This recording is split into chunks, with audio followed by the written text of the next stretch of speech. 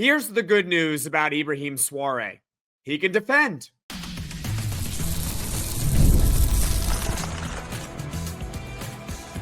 You are Locked On Syracuse, your daily podcast on the Syracuse Orange.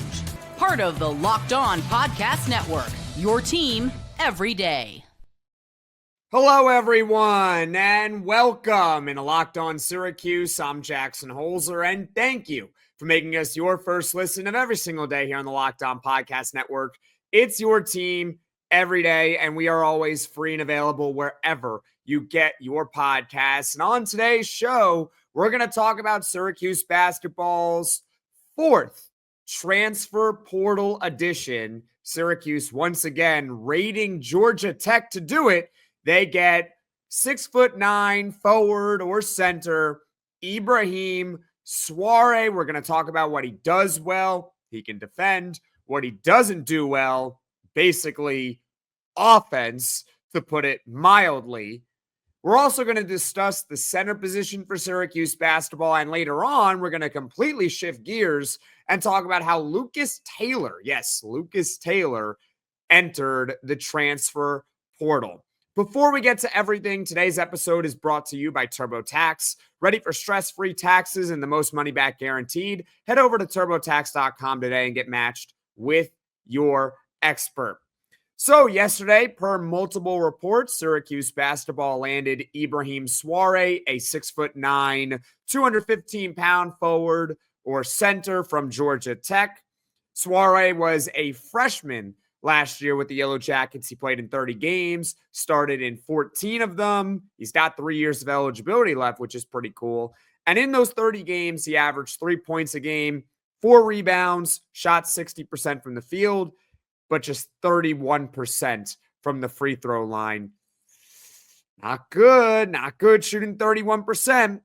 And Souare is Syracuse's fourth transfer portal edition. Like I mentioned, he joins Naithan George from Georgia Tech, of course, Nate Kingz from Oregon State, and William Kyle, the center from UCLA. Let's talk about what Souare can do and then what he can't do. All right. Good news is he checks off one of the two boxes that we talked about a couple of weeks ago here on this podcast when we go through all of Syracuse basketball's interested players and who they should go after. Can you shoot? Can you defend? Well, in the case of Ibrahim Souare, he's actually a pretty solid defender, and that should help out Syracuse basketball because, well, they need more defense on the roster. Souare was actually Georgia Tech's second most impactful defender on the floor last season, I believe only behind Bai Dongo, who was one of the best defensive players in the ACC a year ago. And it's demonstrated by the fact that Georgia Tech's team defensive efficiency per 100 possessions was 95.8. Again, second best on the team with Ibrahim Souare on the floor. And fun fact, if Ibrahim Souare had a 95.8 over at Syracuse, that would have been the best adjusted team efficiency on the team for the Orange. Elijah Chapamore actually led in that category at 98.4. Yeah, pause for laughter that Elijah Chapamore was Syracuse's highest rated defender last year because it actually just goes to show you how bad Syracuse's defense really was. Individual defensive grade for Ibrahim Souare over on Evan Maya was a 0.93. For those that don't understand Evan Maya's ratings, basically, if you have 9 average Division I players on the floor and Ibrahim Souare is the 10th player, the team with Ibrahim Souare, so that group of 5, would be about a point better defensively than the other team per 100 possessions. It's a great way to measure a player's impact on a team, and in this case, on defense. Again, pause for laughter that Elijah Chapamore actually led Syracuse in that category a year ago as well with a 0.96. So Syracuse, they needed defense, and they might have gotten some defensive depth in Ibrahim Souare. But there's also something that he can't really do, something that he doesn't really grade really high in, and that's offense. Offense is not very good. In fact, Ibrahim Souare was the worst offensive player in the ACC a year ago, minimum 500 possessions. I am not making it up. The analytics tell you he was dead last. 153 of 153 in the ACC, again, per 500 possessions. He had an Evan Maya offensive rating of negative 2.16. Again, what does that mean? Here's what it means. If you have 9 average Division I players on the floor and the 10th player is Ibrahim Souare, the group of 5 that includes Ibrahim Souare versus the other group of 5 would be about 2 points worse offensively per 100 possessions. So Ibrahim Souare, pretty decent defender, but absolutely awful on offense, a year ago. I would classify this as a minor depth portal addition. I honestly look at Ibrahim Souare as the replacement to what Syracuse lost in the portal in Peter Mastorovich. Ibrahim Souare is someone who can play the 4, also someone who can play the 5 in certain situations as well. Since he is a freshman, you do hope that Souare can develop into a better player because he's got a long runway to get better. So that's the silver lining there. But I would honestly classify this pretty similar to the William Kyle edition, which is, best case, it could be a diamond in the rough edition. That could happen, right? It happens in the portal where a team gets an underrated, or not even underrated, they get an under the radar guy that just comes out of nowhere and all of a sudden blossoms into a great player. That can happen, and it would be great if it happened to Syracuse next year. But I do not have high expectations for Ibrahim Souare. In fact, we'll discuss it in the next segment. I don't really love what Syracuse did at center this offseason with Ibrahim Souare and William Kyle. What are your thoughts on Syracuse landing another Georgia Tech transfer, Ibrahim Souare? I want to hear from you in the comment section below, because coming up, we'll talk about the center position and the mistake I believe Syracuse made this offseason. That's coming up next here on Locked On Syracuse. This is a message from sponsor Intuit TurboTax. Taxes was waiting and wondering and worrying if you were going to get any money back, and then waiting, wondering, and worrying some more. Now Taxes is matching up with a TurboTax expert who can do your taxes as soon as today. An expert who gives your taxes their undivided attention as they work on your return, while you get real-time updates on their progress so you can focus on your day. An expert who will find you every deduction possible and file every form, every investment, everything with 100% accuracy. Also, you can get the most money back guaranteed. No waiting, no wondering, no worries. Now this is Taxes. Get an expert now on TurboTax.com. Only available with TurboTax Live Full Service. Real-time updates only in iOS mobile app. See guarantee details at TurboTax.com/guarantees. This is Locked On Syracuse. I'm Jackson Holzer. And folks, if you enjoy this podcast, hit that subscribe button. Not only is it completely free and allows the channel to show up directly on your feed, but it also helps Locked On Syracuse grow and reach all Syracuse Orange fans. Let's get back to talking about how Syracuse basketball acquired another center in the transfer portal, Georgia Tech's Ibrahim Souare. The reason why I said another center is because they also added William Kyle from UCLA earlier on in this transfer portal cycle. There are two big questions we all have to ask when analyzing this Ibrahim Souare move. Number one, is Ibrahim Souare going to be Syracuse's second center? And number two, is Syracuse done adding at the center position? Well, from what 24/7 Sports Syracuse insider Mike McAllister was saying on Twitter yesterday, sounds like the answer to both questions is yes. That Ibrahim Souare will be Syracuse's second center behind William Kyle, and Syracuse is probably done adding at the center position unless it's a minor move. Like, I don't see them going out and getting Quincy Ballard from Wichita State. I would love it. I think he would perfectly fit Syracuse, but I don't see that happening now? And if true, then I think Syracuse basketball made a mistake. And look, I call it like I see it. Okay, I want to throw out that disclaimer. I love the Nate George pickup. I also really like the Nate King's pickup. But I do not like what Syracuse basketball did at the center spot with William Kyle from UCLA and Ibrahim Souare from Georgia Tech. There were two main strategies I wanted Syracuse to hopefully follow. Granted, I can't pretend that I'm the end-all, be-all, and I know everything, but there are two basic strategies that I thought of, especially in this NIL era where you need to work on a budget. Nobody, even Duke, has unlimited resources. They might have more resources, but nobody has unlimited resources, and it's about what you do with the resources that you do have, right? Number one, top-end talent is more important than filling out a roster. Now, obviously, there is a fine line. You are going to need players on your team. You're probably going to need at least 12 to fill out an entire roster. But it's generally better in basketball. That's the difference between basketball and many other sports out there. For example, hockey.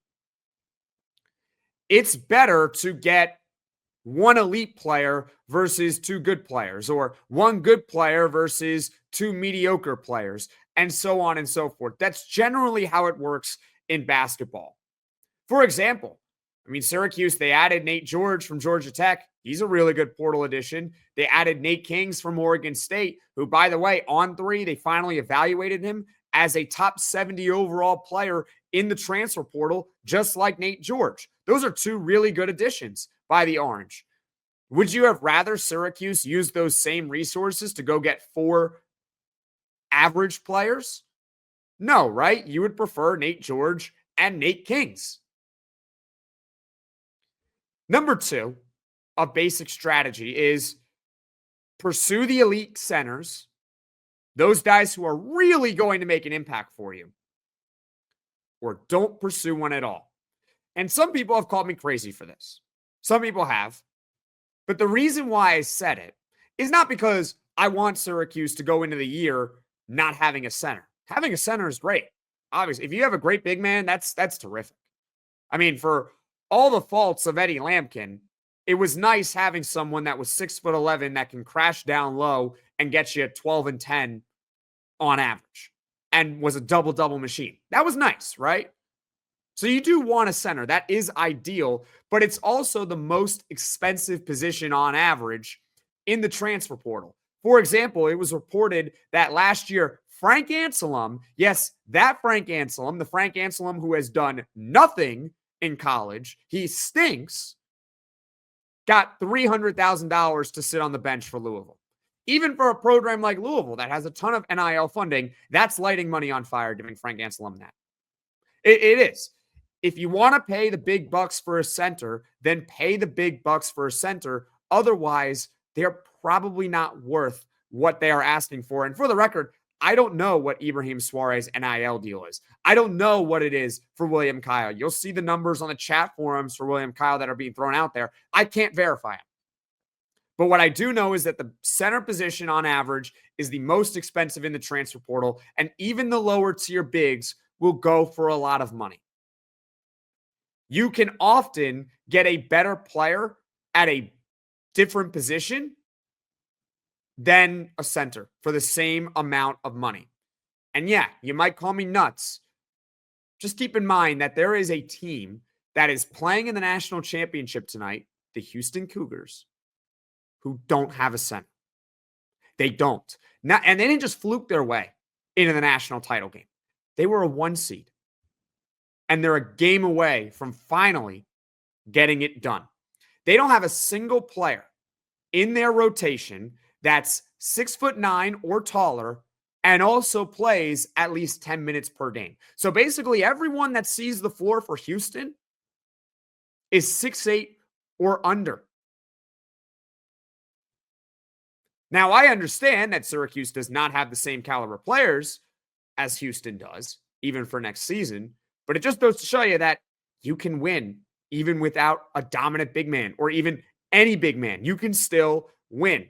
In fact, their two tallest players are 6'9" and 6'11", respectively, Cedric Lath and Jacob McFarland. Lath plays less than 6 minutes a game, and McFarland hasn't seen the floor all year for Houston. Houston doesn't use centers, and they're in the national championship game. Why can't Syracuse next year be a 9 seed in the NCAA tournament without a center? That could happen, right? In this case, Syracuse screwed it up. And I call it like I see it. I disagree with Syracuse's team building philosophy here because they got not one, but two lower tier big men in the transfer portal. You got William Kyle and Ibrahim Souare. I think Syracuse would have been better off using that same amount of money on one big man or not pursuing the centers at all. And I don't necessarily care that they're only 6'9". In fact, that doesn't matter to me. I don't care that they're 6'9" because they both have excellent wingspans. And again, the Houston Cougars, nobody in their rotation who plays 10 minutes a game is 6'9" or taller. It's the ability of both of them that I kind of don't really like. Box scores are not a perfect representation of players. Neither last year averaged 3 points a game. Neither of them. They were both 2.8, 2.9 last year. So if you round up, it's 3. And both of them combined only played 25 minutes a game last year. A college basketball game is 40 minutes in length. Minimum, that's without overtime. How are you going to fill up those extra 15 minutes? You could play small ball lineups, but it's not even like those two can combine that can play 40 minutes a game at a high major level. William Kyle, he's said to be a great defender, but the metrics don't match it up. That's an objective fact. Go look at William Kyle over on Evan Maya. They don't love him at all. And we'll see who's right. Is it the nerds? Are they right? Or is it the people? Are they right? William Kyle, when he won Defensive Player of the Year over in the Summit League, I said this in that mini podcast, had a negative defensive rating. That's weird, right? And Ibrahim Souare, he's kind of the opposite. He's got a decent defensive grade, but he can't do anything on offense. So, look, I do not love what Syracuse did at the center position overall.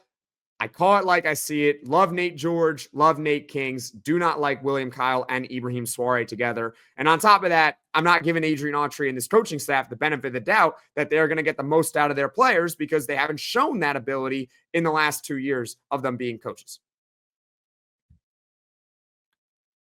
I think Syracuse still needs another big move or two. I really do. And if they're done with the center, then they probably need to attack the wing. We'll talk about that more in a full podcast tomorrow. And also keep an eye out for another potential portal addition.